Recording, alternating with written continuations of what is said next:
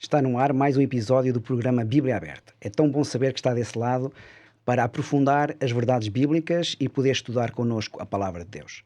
Estamos a estudar ao longo desta temporada sobre como aprender a estudar as profecias bíblicas. Este tema tão importante para a nossa fé, tão rico e, sobretudo, determinante para o nosso crescimento espiritual. Temos hoje um tema muito interessante. Vamos falar sobre duas personagens bíblicas, Ruth e Esther. E estamos muito felizes por saber que está desse lado para nos acompanhar, seja através do canal 186 da Mel, seja através da YouTube Novo Tempo Portugal ou então através da Rádio Clube de Sintra em 91.2 FM da Grande Lisboa. Seja o motivo que o prenda a nós, o importante é estudarmos a Palavra de Deus. E nós temos histórias do Antigo Testamento que prefiguram acontecimentos do tempo do fim. E nós hoje vamos ver duas mulheres que têm essa força de ter muitas lições para a nossa própria vida. Estas mulheres cujas histórias tocaram corações ao longo de gerações. E, portanto, é um prazer e um privilégio podermos falar de Ruth e de Esther, que curiosamente também dão o nome a dois livros diferentes. E nós vamos aprender como é que estes dois livros nos podem trazer lições importantes para a nossa vida. Para isso, temos connosco um conjunto de amigos, um painel muito especial. Temos o painel residente, o pastor Pedro Esteves e a pastora Ana. Bem-vindos aos dois. Olá. E temos também connosco o pastor Paulo Magalhães, Olá. que é instrutor destas verdades bíblicas. Muito prazer e muito bem-vindo ao nosso programa. Muito obrigado, é um prazer estar aqui convosco em tão boa companhia. Muito bem. Como eu disse, vamos falar um pouquinho sobre esta questão de Ruth e de Esther. Nós vamos começar com o Pedro. Pedro, vou ler aqui um texto bíblico e depois poderemos falar um pouquinho sobre uma pergunta que eu acho que é extremamente importante. Vamos a isso. Ruth, capítulo 1, verso 1 e 5. Sucedeu que nos dias em que os juízes julgavam, houve uma fome na terra. Por isso, um homem de Belém de Judá saiu a peregrinar nos campos de Moabe, ele e a sua mulher e os seus 2 filhos. Vou ler os outros versículos. E o nome deste homem era Elimelec e da sua mulher Noemi e os seus 2 filhos Malom e Quilion. Efrateus, de Belém de Judá, chegaram aos campos de Moabe e ali ficaram. Morreu Elimelec, marido de Noemi, e ela ficou sozinha com os seus 2 filhos, os quais tomaram para si mulheres moabitas, e eram o nome de uma Orfa e de outra Ruth, e ficaram ali quase 10 anos. E morreram também ambos, Malom e Quilion, ficando assim a mulher desamparada dos seus 2 filhos e do seu marido. Pedro, podemos dizer que esta história de Ruth e também de Noemi, no fundo são estas duas personagens mais principais, refletem alguns desafios que marcam a situação da humanidade de forma transversal ao longo das eras? Sem dúvida. Há uma dimensão universal nesta história e é por isso que ela, com certeza, tem uma aplicação, que também essa aplicação é universal, e é por isso que neste contexto do estudo das profecias, e obviamente que nós vamos falar aqui duas histórias que elas estão num grupo de livros da Bíblia, os quais não associamos a uma dimensão profética, assim, em primeira linha, porque são livros históricos, desde logo, não é? E, portanto, o que eles têm é uma narrativa. Ao contrário das profecias, de forma mais evidente, que tem pouquíssima narrativa e tem metáforas e imagens, códigos que precisam de ser interpretados.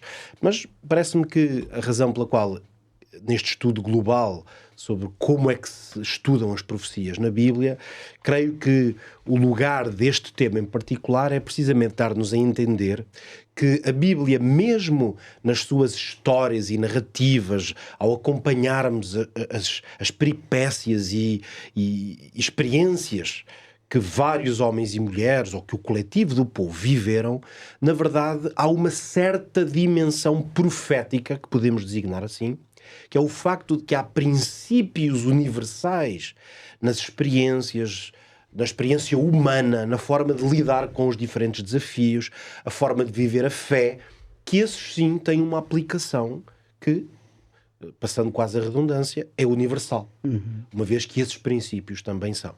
Por isso, esta tua primeira pergunta, ela diz respeito a uma dessas dimensões de universalidade, que é a ideia de que há desafios humanos que marcam a existência humana que nós, quando vamos ler na Bíblia, e se calhar até poderíamos dizer que há outras histórias que não são na Bíblia que também têm essa dimensão, mas a Bíblia é portadora dessa dimensão de uma maneira especial.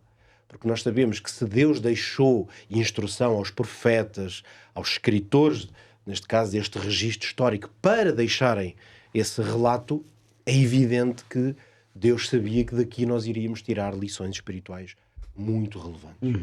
Então, olhando agora para esta introdução, mas eu diria olhando um pouco de forma genérica para a história de Ruth, parece-me que encontramos aqui realmente algumas dimensões universais muito interessantes sobre a experiência humana. Talvez a primeira delas, que diz logo respeito a estes primeiros versículos, que são dramáticos. Isto é uma história que ela não espera, ela começa logo com o drama a bater-se sobre a vida de Noemi, que perde o marido e os filhos.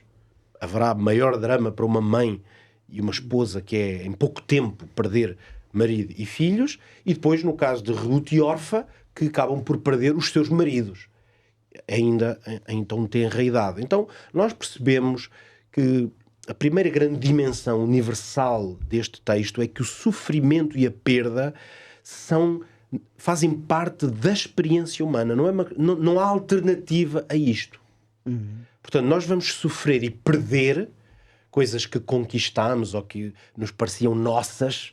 As relações e as pessoas são, obviamente, as mais importantes, embora na vida também perdemos outras coisas. Há pessoas que perdem dinheiro e fortunas, outras perdem as carreiras, por exemplo, que construíram. Não é? Há muita coisa desse universo mais material que se pode perder, mas, claro, as coisas mais duras de se perder são as pessoas que amamos.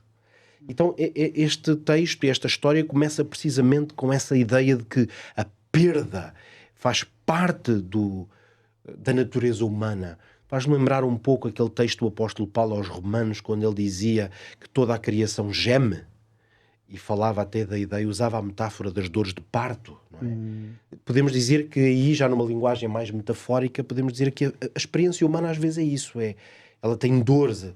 A nossa vida, por vezes, é um gemido de muitas formas. E esta história está aqui para nos lembrar isso logo à partida. É por isso, Pedro, que a Bíblia é um livro de histórias bem reais, porque não fala só das coisas positivas, mas também mostra realmente o que é concreto, o que é real.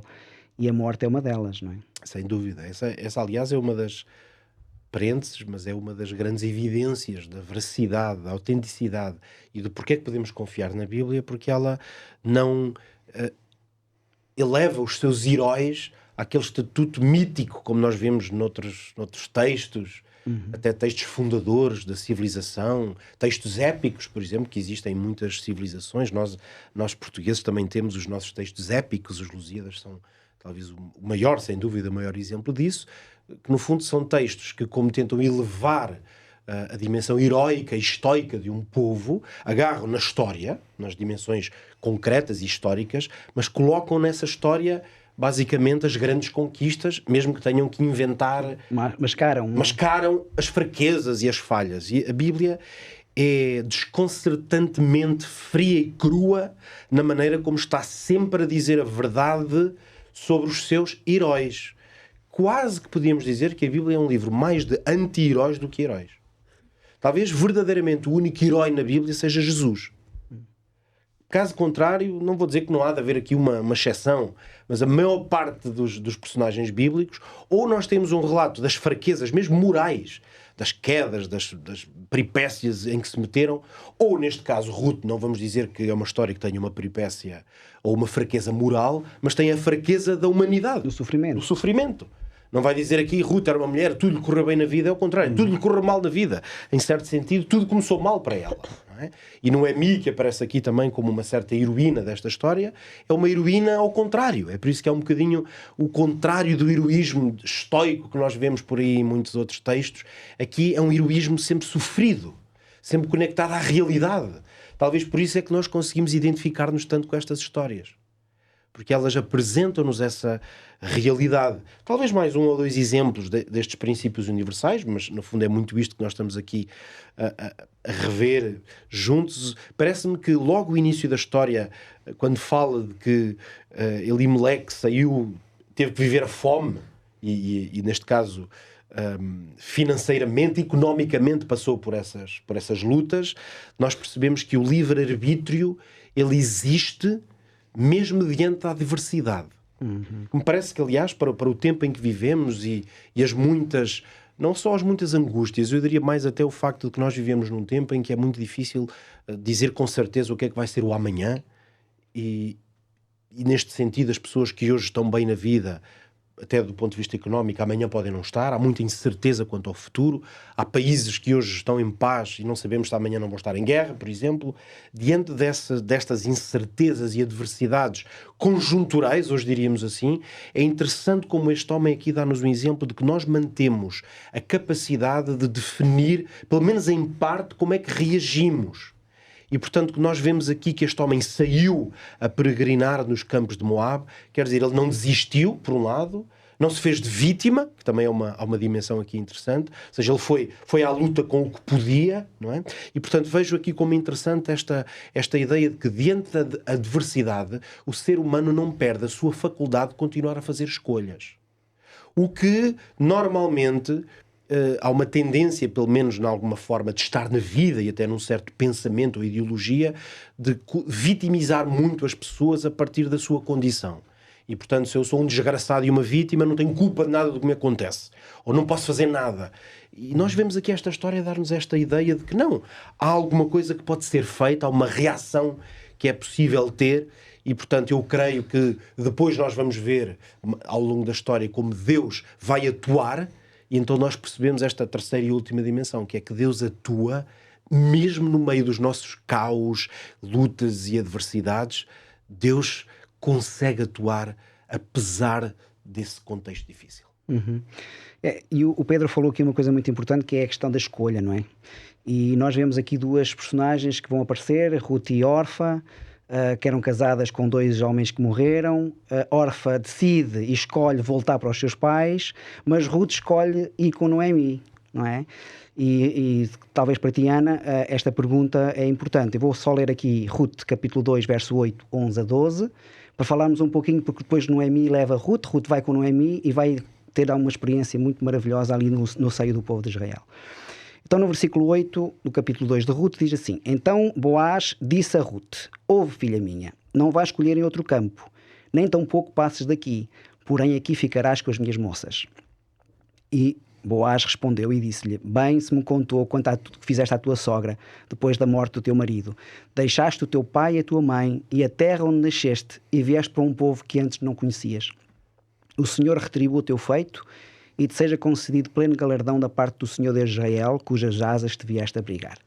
Interessante porque aqui Ruth, ela escolhe ir com a sua sogra para o seu povo, o povo de Israel, não é? Eu acredito que aqui não era só o amor à sogra, mas também o amor ao Deus da sogra, não é? Porque ela aprendeu a amar o Deus da sogra. E então ela chega aqui e Boaz disse-lhe isso. O que é que nós podemos aprender com esta atitude de Boaz para com Ruth? É muito interessante esta história que nós estamos a ver, porque lembra-nos e traz-nos duas dimensões importantes para falarmos. A questão prática da coisa. Vamos ver alguns pontos práticos desta relação de Ruth com Boaz, mas vamos ver também algo que entra no campo espiritual, e vamos ver Boaz talvez com uns olhos que se calhar nunca tínhamos pensado bem, porque lá está, por ser uma história narrativa, não ter assim um cunho tão profético por detrás, mas que também é bastante interessante. Por exemplo, se nós analisarmos, e o pastor acabou de ler esses textos, se nós analisarmos, nós vemos claramente que Ruth, quando vai, ela submete-se à tradição e cultura israelita. Ela não tenta ser mais do que ninguém, ela não espera ser mais do que ninguém, inclusive ela rebaixa-se, humilha-se, no bom sentido desta palavra, e na questão das espigas ela até só quer apanhar as que vão ficando pelo caminho. E é interessante porque toda a história que acompanha a Ruth é isso que vai fazer com que Boaz fique atento a esta jovem moça ou mulher, vai despertar nele interesse. E nós vamos ver nesta conversa 3 pontos interessantes. O primeiro é a questão da bondade e da proteção que Boaz, analisando a história de Ruth e vendo o que ela fez pela sogra Noemi, ele vai protegê-la. E protegê-la em que sentido? ele não só diz para ela ficar perto das servas dele, das moças dele, mas como também diz para não ir para o outro lado do campo. Ou seja, ele vai limitar, num sentido protetor, a estadia de Ruth no campo. E é interessante porque isto mostra-nos que ele estava preocupado num sentido prático de que ela não fosse maltratada, não esquecendo que ela era moabita. E um estrangeiro dentro do povo de Israel nem sempre seria bem tratado, ou nem sempre, não de maus tratos físicos e etc., mas podia ter alguma rejeição. Algum bullying por ser estrangeiro. Então, Boaz aqui vai limitar e proteger. Outro ponto é a questão de reconhecimento e gratidão que ele vai ter para com Ruth, lembrando-lhe aquilo que ela fez pela sogra e a ação que ela fez de deixar a família e seguir a sogra e seguir o Deus da sogra. E é interessante porque no versículo 11 nós vemos esse reconhecimento. Ele vai destacar a sua fidelidade, ele vai destacar o sacrifício pessoal que Ruth fez, e é interessante também porque no versículo 12 ele abençoa a Ruth. E não só abençoa, como ele encoraja a Ruth. E é interessante porque quando nós analisamos isto, questões práticas de ele abençoou, ele desejou-lhe o bem, ele encorajou-a a continuar naquele caminho, mas quando nós agora passamos para as lições espirituais, que olhando para 3 versículos que o pastor leu, nós podemos tirar, uma delas é sem dúvida alguma que Deus usa todas as pessoas para o bem. Ou seja, todos aqueles que estão dispostos a ser usados por Deus, Deus não tem limites em usá-los. E Ruth é o caso desse. É um caso específico desta forma de Deus agir. Por exemplo, um povo estrangeiro, uma mulher estrangeira que conhece o Deus verdadeiro, deixa tudo para trás e segue a quem o apresentou, mas segue a sogra para viver num terreno que não é o dela. E Deus vai usá-la nesse momento. É interessante também porque Deus coloca pessoas nos nossos caminhos, tanto para nos ajudar fisicamente, emocionalmente, mas também espiritualmente. Outro ponto importante é também a questão de a bondade refletida para com quem necessita. E isto, nos tempos em que vivemos de guerras para a esquerda e para a direita, de refugiados, de maus tratos em todos os sentidos, nós precisamos de estar atentos a quem necessita. E por último, a questão de que o caráter importa mais do que a origem de quem quer que seja. Ruth mostrou ser uma mulher de um caráter bom. E então nós vamos ver Boaz, que vai ter uma atitude de proteção, vai ter uma atitude de ajuda, e é interessante porque isto vai prefigurar algo também. A atitude de Boaz, que era a pergunta central. Depois deste enquadramento, nós percebemos que, num certo sentido, Boaz acaba por ser um exemplo, uma imagem do próprio Jesus. E isto é muito interessante porque muitas vezes não olhamos para Boaz nesse sentido.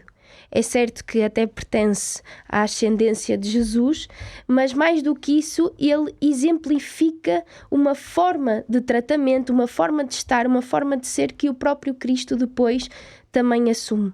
Ele trata de resgatar não só a Noemi, que era sua parente pelo lado do marido, mas trata de resgatar aquela jovem também, de protegê-la, trata de lhe restaurar a dignidade e de lhe dar segurança. E se nós pensarmos friamente, é isso que Cristo faz com cada um de nós. Jesus tenta resgatar-nos, ele já fez de tudo, mas se nós damos ouvidos, ele resgata-nos, ele dá-nos dignidade, ele dá-nos segurança, dá-nos proteção.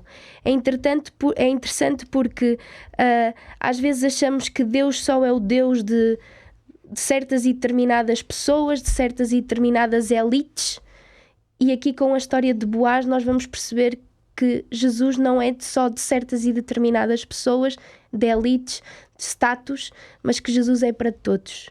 E não há limites para a intervenção de Deus na nossa vida, se assim o desejarmos. Seja apanhar espigas ou outra coisa qualquer. Muito bem, excelente. Paulo, na continuidade, no fundo, daquilo que nós estamos aqui a partilhar, e a Ana já trouxe aqui algo novo, que é a questão do remidor, não é? Aquele que Boaz como um tipo de Cristo, ou Boaz pode prefigurar Jesus na nossa vida.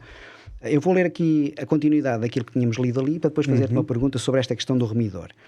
Porém agora é verdade, isto no versículo 12, portanto, Ruth capítulo 3, verso 12 e 13.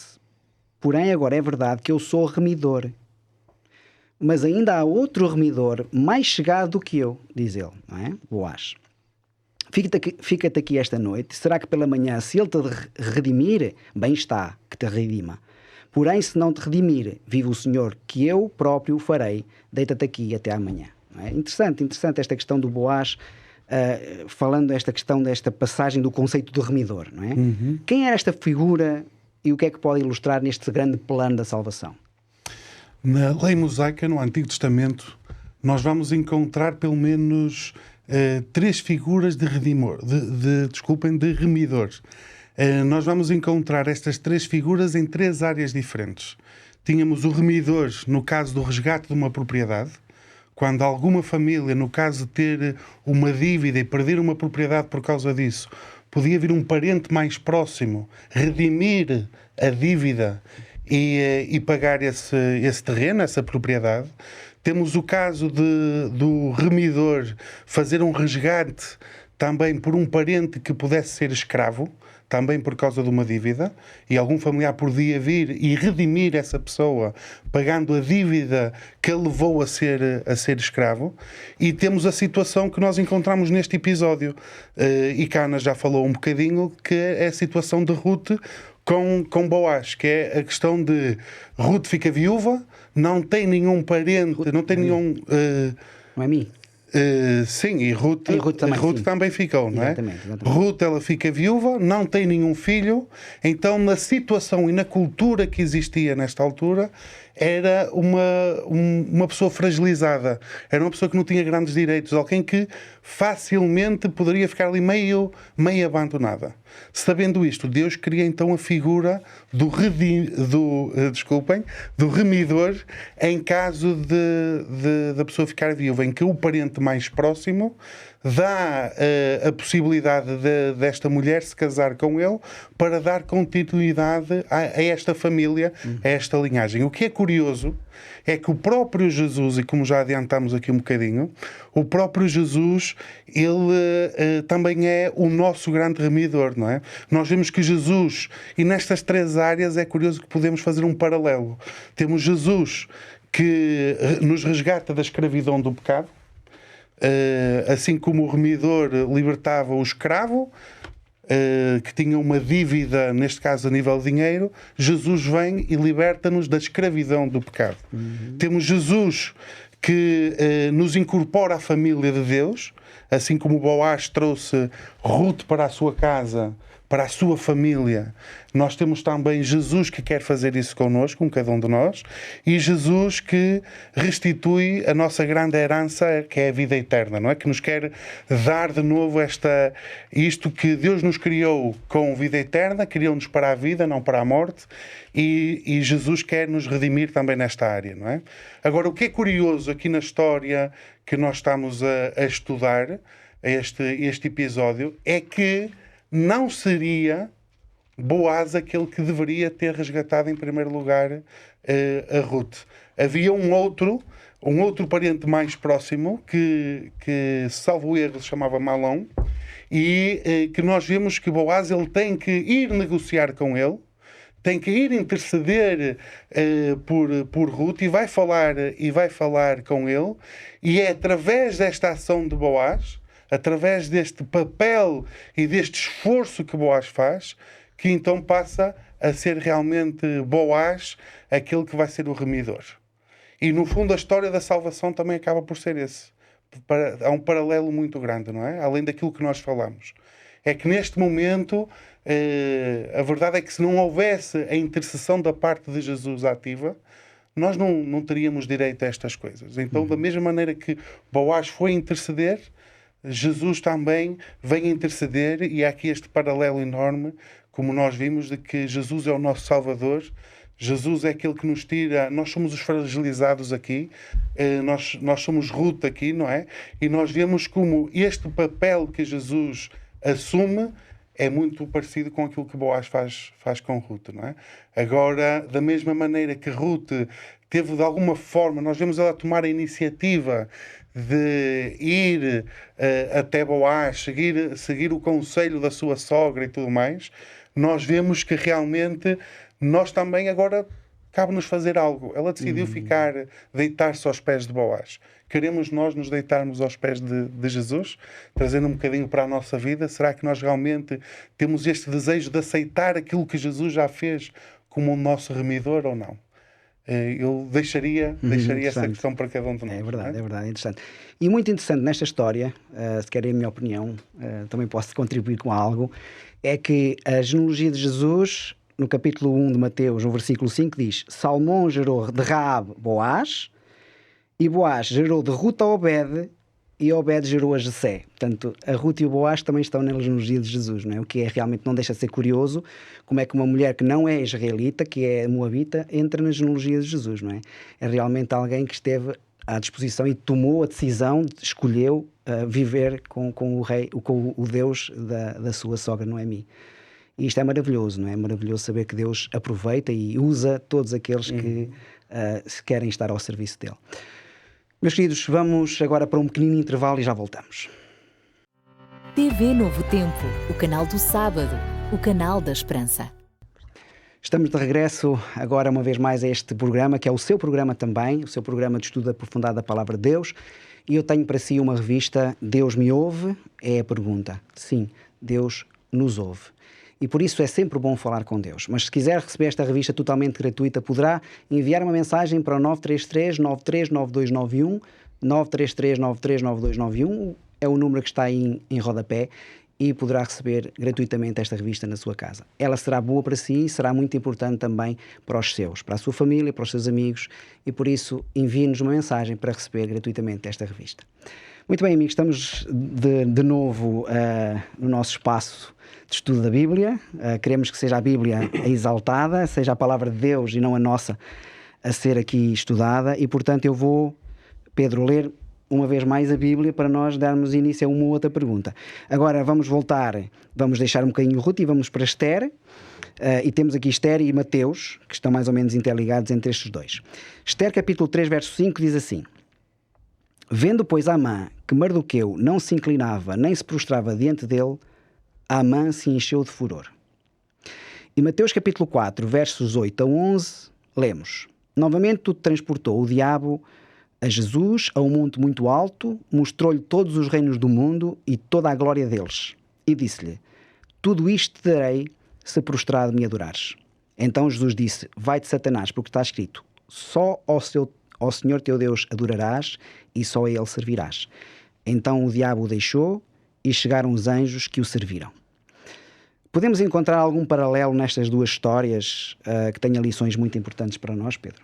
Bom, Paulo, eu acredito que existem imensos paralelos e muito relevantes. E devo dizer que foi para mim uma oportunidade excelente, uma lógica que eu preparei esta pergunta, não é? Não foi inventada aqui agora, que os nossos espectadores sabem perfeitamente isso. Nós estamos a estudar e preparamos este tema para virmos aqui debater sobre ele. E eu, ao debruçar-me sobre esta pergunta, fiquei inicialmente, não estava ainda a considerar o que é que haveria aqui em comum, e depois começo a olhar para isto com mais profundidade e fiquei espantado. Acho que é um tema que eu vou explorar mais vezes, porque achei muito interessante entre este paralelismo, entre, neste caso, este personagem bíblico que aparece aqui no livro de Esther, e que é um dos personagens centrais. Obviamente, o livro de Esther é uma história muito interessante, que tem 3 ou 4, talvez, grandes personagens principais, não é? Se nós quisermos resumir um pouco a história aqui, talvez até seja útil, especialmente para os nossos espectadores que não conheçam tão bem, mas, basicamente, o rei Assuero vai promover, uma vez que acabou por retirar a sua esposa, e vai, digamos, promover a vinda de uma nova esposa principal para a corte do rei, e é nesse contexto que Esther vai aparecer e vai ser escolhida para ocupar esse lugar, que era ocupado antes por Vasti. E o que vai acontecer precisamente é que Amã era um dos principais da corte de Assuero, e o que vai acontecer é que ele vai ter uma contenda muito direta com o povo de Israel, e porque isto passa-se, obviamente, num contexto em que Israel estava ali debaixo de uma certa soberania, obviamente, deste povo, e é interessante que Amã vai realmente fazer este papel do acusador. Ele tem sempre... uma grande parte da narrativa vai avançando a partir das artimanhas que Amã vai desenvolvendo para ver se consegue destroçar particularmente quem? Mardoqueu. Que era um familiar direto de Esther. Portanto, há uma trama na história muito interessante. Por isso é que estas histórias da Bíblia dão grandes filmes, não é? Sempre. E há quem tenha feito esses filmes, porque são realmente tramas interessantíssimas em termos deste novelo da história. E, ora, Amã vai ter este objetivo de matar Mardoqueu, basicamente é esse o objetivo. Através disso vai pôr em causa todo o povo judeu. Ora, o rei nem sequer sabia que Esther pertencia a esse povo, e vai haver aqui uma grande libertação. Agora, nesse sentido, Amã, ele realmente vai ter uma dimensão simbólica nesta história. E é por isso que, assim, feita a pergunta a frio, parece um pouco estranho, porque é que de repente estamos a ler Mateus 4 e a história da tentação de Jesus. Mas é precisamente porque há um conjunto de paralelismos que a história da tentação de Jesus nos permite, porque é uma das histórias da Bíblia que melhor nos permite entender a forma de atuar de Satanás. Ou seja, os seus princípios, a maneira como a tentação funciona. Aliás, nesse aspecto, dizer também que a tentação de Jesus, ela é uma metáfora muito importante, porque para além de ser uma história real sobre como é que Jesus foi tentado, ela é uma autêntica lição sobre como o diabo trabalha, como o diabo funciona. E é interessante porque Amã, na história de Esther, e o diabo na tentação, realmente partilham de um conjunto de valores, se posso dizer assim, e de princípios de atuação. Então, resumir aqui alguns deles. Talvez o primeiro, se não mesmo o mais relevante, é que o orgulho e a sede de poder claramente na Bíblia apresentam-se como os grandes motores da rebelião contra Deus. Porque como Deus é o Senhor, e Deus não é o Senhor porque alguém votou para Ele ser Senhor, é porque Ele é o Criador. Não é uma coisa que não é um lugar que está em aberto ou em disputa, não é? Não vai haver nenhuma eleição, nem é uma democracia. Deus é o Senhor porque é o autor e o criador de todas as coisas, mas toda a forma de rebeldia contra Deus nascem dessa vontade de ocupar um lugar que não me pertence. Essa exaltação. É essa exaltação própria. E na história de Amã, claro, aí fizemos só uma leitura inicial, mas mesmo no texto que leste há pouco, Amã, o que é que aconteceu? Ele percebeu que Mardoqueu não se prostrava diante dele. E Amã queria ser adorado. Exatamente, não adorava. Não o adorava. E Amã queria que, ao passar ali, as pessoas, quando ele passava, se prostrassem diante dele. E é interessante porque dizemos assim, então, mas as pessoas prostram-se umas diante das outras, esquecendo agora a questão de que se Deus é único, merece adoração. Existe em certas culturas, ainda hoje nós vemos muitas culturas, basta pensarmos nas monarquias. E são democracias, mas ainda há uma certa cultura de quando as pessoas estão diante do rei ou da rainha, elas curvam-se. A gente vê muito isso em Inglaterra, que é mais conhecido, toda aquela liturgia quando entram os reis e não sei o quê, as pessoas curvam-se ligeiramente. Portanto, podíamos dizer que o ato de se curvar diante de um rei ainda podia ser admitido dentro de uma estrutura cultural, mas é que Amã não era rei. Portanto, Amã, quando quer que Mardoqueu e o povo, em geral, se curva diante dele, o que é que ele está a fazer? A usurpar um lugar que não lhe pertence. Não é a ele que cabe a função das pessoas se curvarem. E nesse sentido nós vemos uma sede de poder que em tudo é semelhante àquilo que nós sabemos que é desde o princípio a forma como Satanás age. E é também interessante, Mardoqueu nem ao rei se iria encurvar, porque para ele ia adorar somente a Deus. Exato, por isso eu não estava a chegar a essa parte, porque essa é a verdade. Mardoqueu só adora uma pessoa. Mas, se fôssemos só à parte cultural, humanamente, nem nesse aspecto Amã podia ser adorado. Sim. Porque ele não estava numa posição real, designando assim. Ora, nesse sentido, isto faz-nos obviamente lembrar o texto tão famoso e conhecido de Isaías 14, quando nos diz que no céu Lúcifer dizia no seu coração: eu subirei ao céu. Eu serei semelhante ao Altíssimo. Portanto, eu quero para mim as características, as prerrogativas, quero que os outros se curvem diante de mim, como eu também tenho que me curvar diante dele. E, portanto, nós percebemos esta ligação fortíssima que tem a ver com esta sede de uma posição que não pertence. Mas o segundo elemento a que eu queria dar destaque, porque nós vamos ver isto também na tentação de Jesus, é que a verdadeira adoração não pode ser forçada. Isto parece-me que é uma coisa de extrema importância, porque esta nem Deus a força. Se há pouco eu estava a dizer que Deus é o Senhor e o Criador, e isso aí não é um lugar que esteja em candidatura, mas a adoração, ele não obriga ninguém. Nem o próprio Deus contende ou obriga ninguém a se curvar diante dele. É interessante. Deus apela. Deus dá provas de que merece ser adorado. Não diz, agora todos são obrigados a adorar-me, porque senão a existência do mal era uma não possibilidade, bastaria que ele não a colocasse. O que quer dizer que até no governo de Deus podemos dizer que a verdadeira adoração não é um ato forçado. É livre, não é? É um ato livre, é uma escolha. O que é que nós vamos encontrar aqui? Que no texto o Satanás vai dizer ao Senhor: tudo isto te darei se prostrado me adorares. Portanto, o que ele faz é tenta convencer o outro a adorá-lo. Neste caso, tenta dar-lhe. É como que vou-te pagar. É uma chantagem. É uma chantagem. Eu vou-te dar uma coisa extraordinária se tu me adorares. É interessante porque nós encontramos na Bíblia esta dimensão espelhada muitas vezes de que Deus não força a adoração, Deus antes se mostra digno de ser adorado.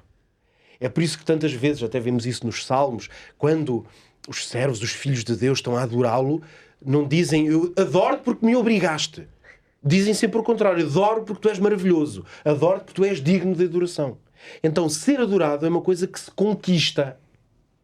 Mesmo Deus tendo o direito a ser adorado. Nesse sentido, nós vemos o paralelismo. O mal funciona sempre assim. Por isso é que Amã funcionou assim, Satanás funcionou assim, e nós podemos dizer isto à escala humana. Quando pessoas forçam, seja qual for a forma, forçam a ideia de serem veneradas ou adoradas, ou que digam bem delas, e tentam criar situações para que isso aconteça, nós percebemos que esse espírito, eu vou usar uma palavra forte, mas esse é o espírito diabólico. O espírito diabólico é de forçar a adoração. E à escala humana, nós, nas organizações, nas relações, quando numa relação alguém abusivamente força o outro a dizer que ama, ou força o outro a demonstrar a sua servitude, nós percebemos que o espírito é diabólico. Porque no Espírito de Deus, até aquele que merece e tem condições de ser adorado, não te obriga a ser adorado. Dá-te evidências, prova-te que tu não podes fazer outra coisa se não responder com adoração. E neste sentido, esta história representa aqui uma lição maravilhosa para nós. E a adoração é realmente o centro. Aliás, nós vemos tanto no Antigo Testamento como no Novo, a adoração é o centro do grande conflito, não é? A quem nós vamos adorar. E aqui Jesus vai dizer: só a Deus adorarás e só Ele te servirás, não é? E portanto, Mardoqueu era isso que tinha no coração e não o faria. Mas Amã queria ali o poder e queria ser adorado, não é? Obrigado, Pedro, por esta explicação. Agora, Ana, vamos continuar em Esther. Esther é um dos livros que eu mais aprecio. Aliás, a minha filha chama-se Esther precisamente pelas características desta rainha, que eu acho que são únicas, são importantes, e nós vemos aqui neste livro que realmente Esther foi alguém que teve uma importância capital até para a salvação do seu povo. E em Esther capítulo 7, versículo 4 diz assim: porque fomos vendidos, eu e o meu povo, para nos destruírem, matarem e aniquilarem de vez. Se ainda por servos e por servas nos vendessem, calar-me-ia, ainda que o opressor não poderia ter compensado a perda do rei. Como é que nós podemos entender, Ana, que Deus permita que o seu povo passe por momentos difíceis e de provas, como foi aqui neste tempo de Esther? É interessante, e pegando naquilo que o Pedro estava a dizer há pouco, Satanás ao longo da história tenta destruir o povo de Deus. Seja ele de que forma for. Antes de Jesus havia uma tentativa de destruição também para que a tal linhagem, a tal descendência pudesse não vir a nascer, que Jesus pudesse não existir. Depois de Jesus, Satanás vai atacar diretamente de forma a destruir os filhos de Deus para fazê-los não quererem estar com Deus um dia na eternidade, etc. Então nós vemos que o papel principal é destruição. E na história de Esther nós vamos ter o exemplo claro disso mesmo. Amã subiu-lhe tanto à cabeça a destruição de um povo, essencialmente por causa de uma pessoa que não o adorava, que não demonstrava esse interesse por ele, e por isso mesmo ele vai elaborar um plano para colocar fim e exterminar um povo. Isto parece muito maléfico e é diabólico à escala máxima, mas não é algo que ficou há milhares de anos atrás. É interessante que, se nós olharmos para a história, nós conseguimos ver exatamente o mesmo pensamento, exatamente a mesma forma de atuar há poucos anos atrás, há poucas décadas, em plena Europa, em pleno século XX, XXI. Então é interessante ver esta forma de destruição. E a pergunta cai num tema bastante profundo, que é o sofrimento humano e como é que Deus está implicado nesse sofrimento. Se Deus é amor, porque é que existe esse sofrimento? Então é interessante nós pensarmos e começarmos, através da história de Esther, que é a que estamos a analisar, a começar a desconstruir este argumento de que, se Deus é amor, nós não devíamos de sofrer. E eu respondo, isso é verdade. Se o mundo também tivesse seguido outro caminho que não afastar-se de Deus. A partir do momento em que o pecado entra, a partir do momento em que Adão e Eva, por consciência e noção, rejeitam a soberania de Deus, nós estamos entregues às calamidades deste mundo, ao pecado. E é interessante ver que, ainda assim, mesmo num mundo de pecado, que Deus não se vai afastar ao ponto de deixar-nos aqui sozinhos e resolvam-se. Não, Deus, apesar de existirem as provas, as dificuldades e o sofrimento, Deus não se afasta. Ou seja, a sua presença está lá, se nós buscarmos e se nós quisermos. E isto é um ponto interessante, porque na história de Esther nós percebemos que Deus não vai impedir que a Amã faça com que a Assuero assine o decreto de extermínio a um povo. Deus não impede, mas Deus está presente lá para livrar o povo, se o povo assim quisesse. E neste caso é interessante que Esther vai ter um papel importantíssimo nesta ação. Porque se nós pensarmos o povo de Israel, se algum dos servos fosse ter com o rei e dissesse: "Oh rei, não faças isso", o rei poderia, meia dúzia de pessoas, nem que fossem 1 milhão ou 3 milhões, mas o que é isso comparado com os outros que ainda vão nascer? Ou seja, podia desprezar completamente a ideia. Mas é interessante que Deus usou a pessoa certa no momento certo, no lugar certo, porque a pessoa estava disponível e disposta a ser usada, mesmo em meio a sofrimento. E isto leva-nos a outro ponto interessante, que é: quando nós estamos em provações, quando nós estamos em sofrimento, normalmente aquilo que nós somos, aquilo que nós acreditamos, aquilo que nós ansiamos, torna-se visível. Ou seja, o nosso caráter é visível quando nós passamos por problemas e sofrimentos. Se isto não tivesse acontecido ao povo, será que alguma vez Esther teria assumido diante do rei a sua origem? É uma pergunta que fica, porque nós não sabemos. Porque o rei não sabia que Esther era judia. E é interessante nós vermos que Esther arriscou a sua própria vida, no meio a um sofrimento, para proteger e salvar a um povo que estava destinado à morte. Então é interessante que, mesmo em meio ao sofrimento, Deus vai agir e vai proteger e dar segurança. Há outros casos na Bíblia, podíamos falar de José, podíamos falar de Daniel. Os próprios discípulos de Jesus nas perseguições nos mostram que, apesar do sofrimento, nós podemos saber que Deus está ao leme de todas as coisas e que há um propósito maior por detrás de tudo isso. Outro ponto interessante é que se Amã não tivesse tramado contra os judeus, se ele não tivesse elaborado este plano contra o povo de Israel, nunca iria existir a tal intercessão de Esther pelo povo, mas também iria perder-se a noção da necessidade que até o próprio povo assírio tinha ou Medo-Persa, perdão, tinha de Deus. E é interessante porque Deus às vezes escreve escreve direito por linhas tortas. E no caso do sofrimento, nós podemos ver como essa realidade acontece, não vou dizer constantemente, mas é algo que acontece regularmente. É algo que nós vemos que, devido ao mundo de pecado em que nós estamos, Deus vai atuando de formas inexplicáveis. E não esquecer o texto do apóstolo Paulo em Romanos, que nos vai dizer que todas as coisas contribuem para o bem daqueles que amam a Deus e de que o temem. E isto faz-me pensar que quantas vezes nós achamos que estamos sozinhos, nós achamos que não há solução, mas na realidade esquecemos-nos de que Deus está sempre ao controle de todas as coisas. Perdão. E o caso de Esther, do povo de Israel, no meio de uma prova e de um sofrimento, nós vamos encontrar esta noção de que Deus está muito acima de algo que nós não podemos imaginar. Está muito acima do plano terrestre e as coisas de Deus batem sempre certo. É interessante.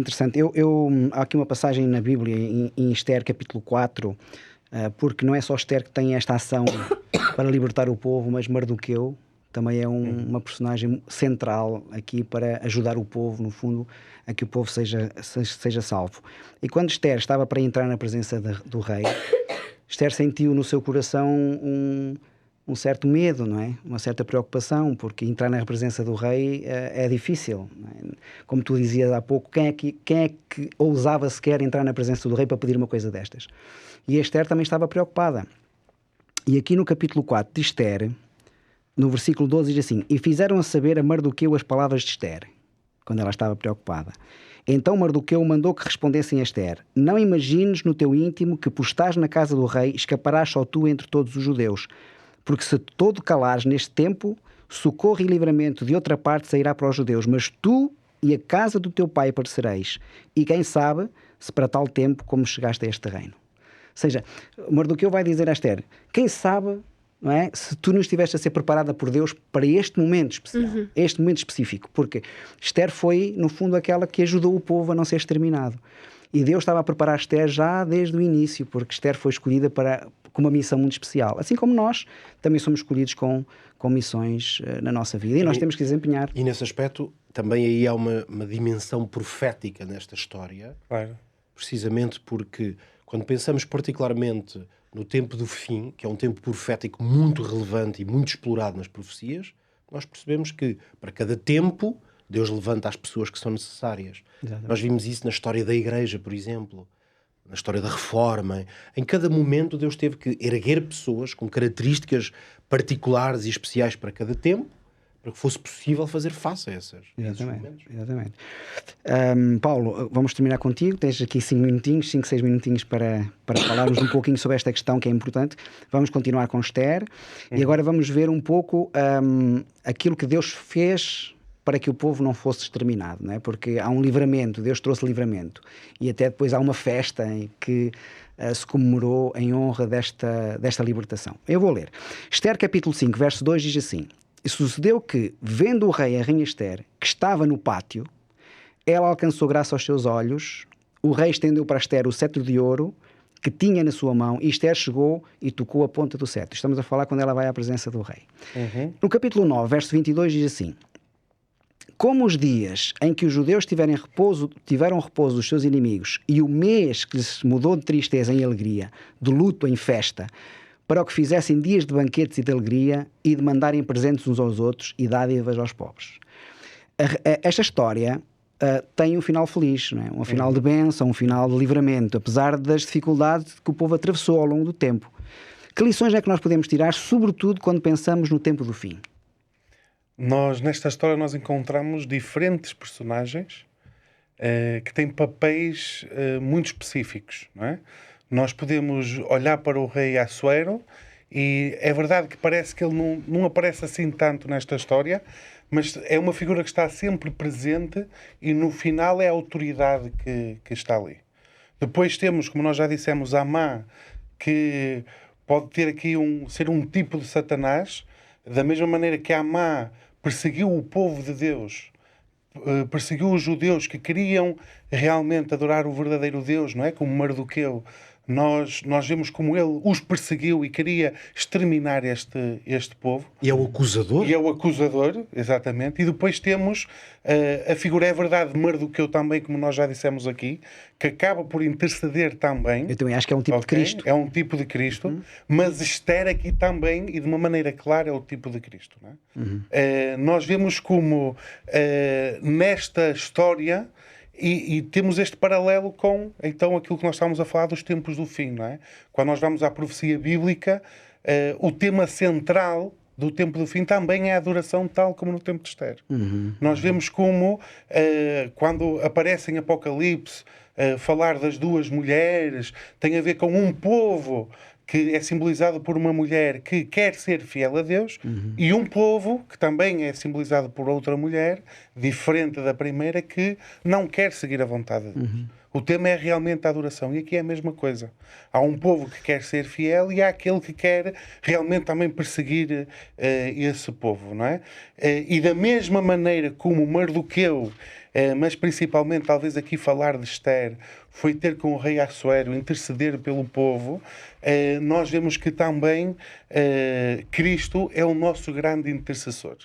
Se o segredo aqui para esta história ter acabado bem foi realmente o papel que Esther desempenhou e a forma como ela intercedeu juntamente do rei, como ela se arriscou, como foi à presença do rei, sabendo que a sua vida estava em risco, ainda assim ela manteve-se fiel àquilo que ela acreditava que deveria fazer, e o próprio Jesus, sabendo até que iria ter que morrer e passar pela morte, ele também morre por cada um de nós. E no tempo do fim isto é extremamente importante. Já é importante ao longo da história. Porque no final de contas, como o Pedro há pouco disse, ao longo da história Deus levantou estas pessoas para fazer isto, não é? Todos eles acabam por ser um bocadinho um tipo de Jesus. E nós, que poderemos estar vivos no tempo do fim, também somos chamados a isso. Mas ainda assim nós sabemos que só estaremos de pé e só vai haver um final feliz, não porque nós somos especiais, mas sim por causa do papel que Jesus desempenhou. E se esta história em Esther também acaba em felicidade e em festa, até acaba por se iniciar uma nova festa judia por causa deste episódio, que é a festa de Purim, não é? Que é uma celebração daquilo que Deus fez, a libertação do povo. Esta história deste mundo também vai acabar em festa, sim, mas por causa daquilo que Jesus fez por cada um de nós. E se agora cabe a cada um de nós, nós temos que olhar para a nossa vida, nós temos que olhar para a história deste mundo e perceber este conflito que existe entre o bem e o mal, esta questão de a quem é que eu vou adorar, e pensar na minha vida. Porque o final dos tempos deste mundo, a segunda vinda de Cristo, pode ser uma festa como foi para o povo de Israel, para mim, se eu aceitar a Cristo, mas também pode ser um tormento, se eu decidir realmente seguir Satanás, seguir Amã, no fundo, não é? Eu tenho essa decisão hoje na minha vida de querer ser fiel a Deus ou não. Será que eu quero que seja uma celebração? Será que eu quero que Cristo interceda por mim? Ou será que eu não quero que Ele interceda por mim? E é muito interessante ver que antes desse triunfo, digamos assim, desse triunfo que aconteceu com o povo, não é? Que o povo teve aqui um édito do rei para poder se defender, Esther, no capítulo 7, vai denunciar Amã, e Amã vai ser morto, não é? Se ele é um tipo de Cristo, nós sabemos que no final, não é? Antes que venha a exultação final, Satanás também vai ser morto, não é? E, portanto, aqui há vários paralelos entre a história de Esther com realmente aquilo que vai acontecer no tempo do fim. Temos aqui um tempinho ainda para deixar uma mensagem lá para casa, começar talvez pelo Pedro, depois a Ana e por fim, o Paulo, para deixarem uma mensagem lá para os nossos queridos telespectadores e ouvintes. Paulo, a minha mensagem final, talvez mais até de apelo, mesmo direto hoje, centra-se no facto de que estas duas histórias extraordinárias, duas grandes mulheres, elas lembram-nos de muitas formas que a vitória está garantida, E se é Deus que a garante, seguramente, a experiência da vitória, ela vem da nossa fidelidade a Deus. Ou seja, nós não conquistamos ou compramos a vitória, mas se nós não formos fiéis a Deus, não vamos poder experimentá-la. É por isso que estas histórias são um extraordinário apelo à fidelidade a Deus, à fidelidade à sua palavra. Porque toda a história de Ruth, ela começa no facto de que Ruth diz: o teu povo é o meu povo, o teu Deus é o meu Deus. Essa escolha de fidelidade que está lá no primeiro capítulo da história é que podemos dizer, é como o gancho a partir do qual é possível essa história desenrolar-se. Foi preciso Ruth ter-se mantido fiel. E em Esther encontramos exatamente a mesma coisa. E vamos encontrar Jesus nas tentações, que também falámos aqui delas. Há sempre a dimensão da fidelidade a Deus como essencial para que a vitória possa chegar à nossa vida. Excelente, excelente. Muito bem. Ana? Eu, mantendo a linha de pensamento do Pedro, não nos esquecendo que elas chegaram a lugares que não conheciam, de forma que não entendiam também bem o porquê. Certamente Ruth não entendeu o porquê de ficar viúva, certamente Esther não entendeu como é que chegou ali, como é que de repente estava sentada ao lado do rei, mas lembremos-nos todos que aquilo que acontece na nossa vida tem um propósito. E se Deus nos coloca em certos e determinados sítios, Ele vai usar-nos e agir através de nós no momento certo, no tempo certo, na hora certa. Muito bem. Amém. Por isso, Paulo. Eu gostaria de realçar as duas pessoas que nós falámos hoje, que são um tipo de Jesus, não é? A pessoa de Boaz e a pessoa de Esther. Porque Jesus é o segredo de todas as coisas. Eu não sei se todas as pessoas que nos ouvem tiveram a oportunidade de já conhecer esta pessoa, mas nestas duas histórias eu vejo a intervenção destes dois, vejo a intervenção de Cristo, aquilo que Ele quer fazer por nós, a maneira como Ele quer transformar e dar uma volta radical à nossa vida, se assim for necessário.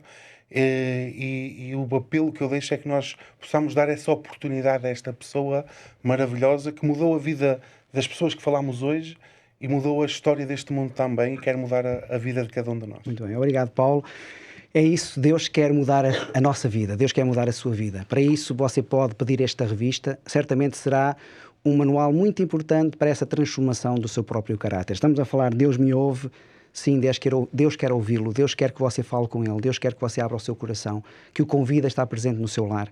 E é por isso que nós estamos aqui para oferecer esta revista. Pode fazê-lo através do número 933-939291, 933-9291 e receber esta revista em sua casa gratuitamente. A Novo Tempo está a dar esta revista para que todos possam encontrar este Jesus que nós falámos aqui. Que o Senhor o possa abençoar grandemente. Pode usar o mesmo número de telefone para pedir algum estudo bíblico extra, pedir que seja acompanhado. Nós estamos disponíveis para o ajudar. Que Deus o abençoe e até ao próximo episódio.